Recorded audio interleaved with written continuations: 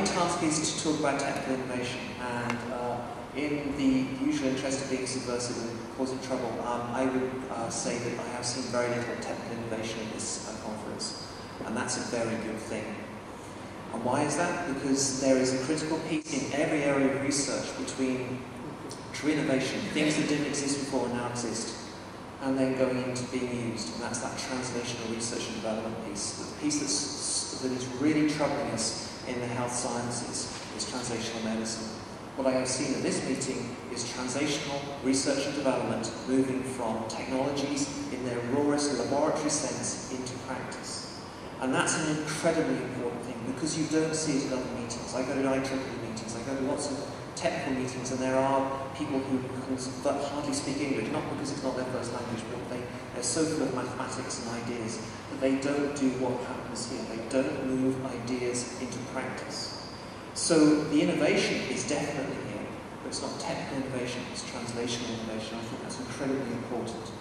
And it's about completing. It's about getting things done and getting them used. It's about moving from what's possible to what's appropriate, what's useful, how can we improve patient health, how can we improve education. This is something that we are starting to see elsewhere, but it's particularly notable here. It's something that I think that convergence of technology and teaching is something that I would love to see emulated elsewhere, and I would hope that we're going to take this message back and encourage people to continue this, the sort of work that's done in this community, and ensure that it spreads to other communities as well. So, that's one part of it. I was also asked to talk about future paths, which is great, because I can just make this stuff up because I know I'm going to be wrong. I think one of the key things we're starting to see is technology as a utility. It's been talked about for a number of years, but we're really seeing it now. People are leveraging lots of existing technologies, they're mashing things up, they're moving things around. And these things, because these things are utilities, they're starting to disappear away as the focus, and they're just the enabler, they're the medium. They're the way in which we do things. And that's a very exciting direction I think we're going to see more of. Certainly, as Sean was talking about, the networks, but communities as well. Communities of many different ideas, and also virtual organisations. And I think one of the future paths we're going to see is going to have to negotiate the fact that this is going to be subversive or even troublemaking activity for traditional organisations which have quite distinct barriers that may be around a single university or within a nation or a province or a state and so on. And the kind of things we're doing, and other people in many other places, are blurring those boundaries.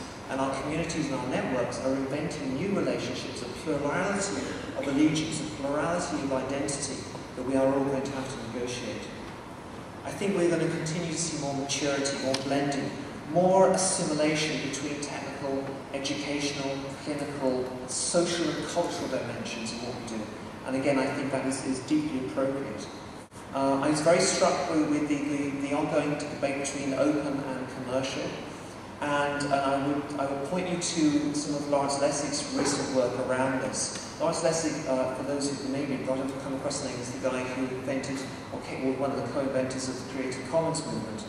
And he writes very lucidly about issues of freedom, content and access and openness.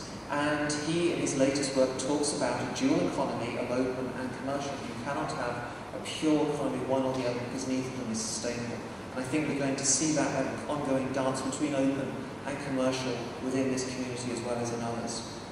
I think workflow, good practice, not best practice, and that's an academic. Anyone who wants to buy me a drink and get into a fight, I will get into my best practice is an illusion. But good practice, better practice. Best practice is a goal that is unachievable. We will see more alignment, consolidation, more integration of current technologies, more evaluation. I think we will enter more of an evolution rather than revolutionary phase.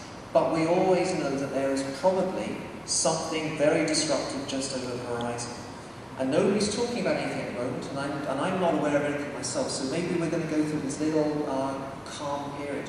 Maybe the revolution is done, but I don't really believe that for a second.